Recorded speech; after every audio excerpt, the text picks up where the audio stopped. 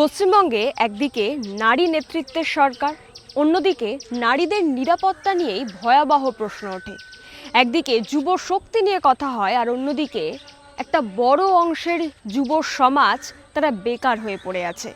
আজকের ভিডিওতে চলুন আমাদের রাজ্যের নারী এবং যুব সমাজের বাস্তব চিত্রটা আসলে কি সেই নিয়ে একটু আলোচনা করি, একটু বিশ্লেষণ করি।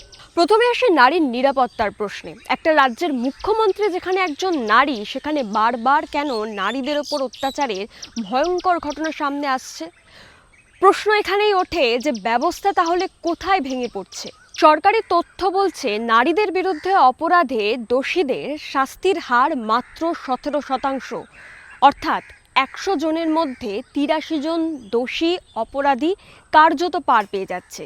আর এখানেই প্রশ্ন ওঠে, এটা শুধুমাত্র মানুষের বিচার ব্যবস্থার প্রতি একটা বড় সংকট এনে দেয়। আরও চিন্তার বিষয় হলো, দেশে যত অ্যাসিড হামলা ঘটনা ঘটে তার 27.5% এই রাজ্যেরই। এটা শুধুমাত্র অপরাধ নয়, সমাজের ভিতরে ভয় ও নিরাপত্তাহীনতার প্রতিফলন ঘটায় বারংবার। যখন আমরা দেখি যে রাজ্যে আরজিকর মেডিকেল কলেজের মতন ঘটনা ঘটে, সন্দেশখালীর মতন ঘটনার অভিযোগ ওঠে, তখনই বারংবার অন্যদিকে আরও একটা অভিযোগ আসে। বারংবারই এই অভিযোগগুলো উঠলে প্রশাসনের তরফ থেকে কভার আপ বা চাপা দেওয়ার চেষ্টা কেন বারংবার চালানো হয়। এবার আসি যুব সমাজদের বিষয়ে, যারা এ রাজ্যের ভবিষ্যৎ। সরকারি ও বিভিন্ন রিপোর্ট অনুযায়ী এ রাজ্যে বেকারত্বের হার যুব সমাজে 25%, অর্থাৎ প্রত্যেক 4 জনের মধ্যে অন্তত একজনের কাজ নেই। আর আরও উদ্বেগজনক হলো, যারা পোস্ট গ্র্যাজুয়েট করার পরেও বেকার হয়ে পড়ে রয়েছে, এই সংখ্যাটা 47.6%, অর্থাৎ উচ্চশিক্ষা করার পরেও তাদের হাতে কোনো কাজ নেই। যুব সমাজের অধিকাংশটাই আজকের বেকার। সবচেয়ে বড় অভিযোগ হলো পিএসসি, এসএসসি মতন একাধিক নিয়োগ প্রক্রিয়ায় অস্বাভাবিক দেরি এবং সময় মতন রেজাল্ট বেরোয় না, বছরের পর বছর কেটে যায়, এবং যার ফলে এই যুবকদের জীবনের একটা গুরুত্বপূর্ণ সময় নষ্ট হয়ে যায়। দিনের পর দিন তারা বেকার হয়েই পড়ে থাকে।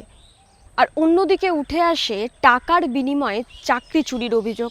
2025 সালে আপনারা দেখেছেন 26,000 যে শিক্ষক নিয়োগ দুর্নীতি, এসএসসি কেলেঙ্কারি, সেখানে প্রায় 26,000 শিক্ষক শিক্ষিকা তাদের চাকরি চলে গেছে। টাকার বিনিময়ে বহু শিক্ষক শিক্ষিকা বা বহু ছেলে মেয়ে তারা এই চাকরিগুলো কিনেছিল, এবং যার ফলে প্রচুর ছাত্রছাত্রী তাদের জীবনের যে গুরুত্বপূর্ণ সময় স্কুলে গিয়ে পড়াশোনা করছে তারা, সেটা নষ্ট হয়েছে, কারণ কিছু অযোগ্য শিক্ষকদের হাতে তাদের পড়ানোর ভার তুলে দেওয়া হয়েছিল। এবং এই ঘটনার ফলে দিনের পর দিন বিভিন্ন ক্ষেত্রে, শুধুমাত্র স্কুল সার্ভিস সেকশনেই নয়, এছাড়াও অন্যান্য আরও বিভিন্ন ক্ষেত্রে নিয়োগে টাকার বিনিময়ে আজকে চাকরি বিক্রি হয়ে যাচ্ছে, আর মেধারা রাস্তায় বসে প্রতিবাদ করছে।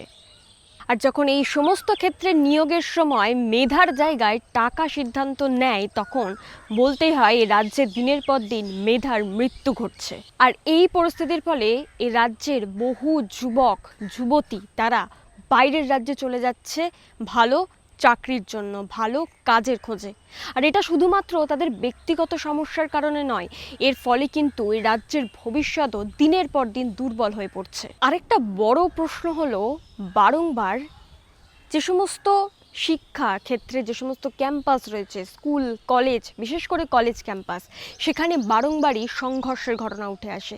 যেখানে একটা শিক্ষামূলক পরিবেশ থাকার কথা, সেখানে কেন বারবার এই হিংসা ঘটনা ঘটবে, কেন সেখানে বারবার সংঘর্ষের ঘটনা ঘটবে, এর জবাব আজ অবধি এ রাজ্যের মুখ্যমন্ত্রীও দেননি বা রাজ্যের পুলিশ প্রশাসন তারা কখনোই দেননি।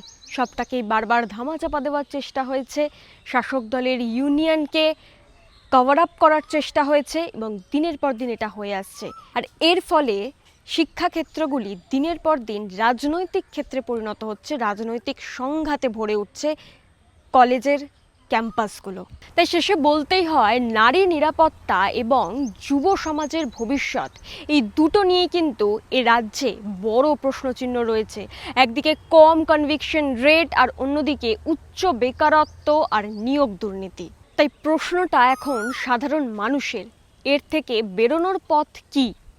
আর আরও গুরুত্বপূর্ণ প্রশ্ন হলো, জবাবদিহি কোথায়? প্রশাসনের জবাবদিহি কোথায়? সরকারের জবাবদিহি কোথায়? আর গণতন্ত্রে মানুষ কিন্তু একবারই শেষ কথা। আর এখন মানুষ তাদের কথা কিন্তু এখন জোরালো হচ্ছে, তারা প্রশ্ন করতে শুরু করেছে। এ বিষয়ে আপনাদের কি মত? নারী নিরাপত্তা বা যুব সমাজের ভবিষ্যৎ নিয়ে আপনারা কি ভাবেন? আপনারা কেমন চান নারীদের নিরাপত্তা কেমন হোক বা যুব সমাজের ভবিষ্যৎ কেমন হোক? এই বিষয়ে আপনারা কি চান অবশ্যই কমেন্ট করে জানান।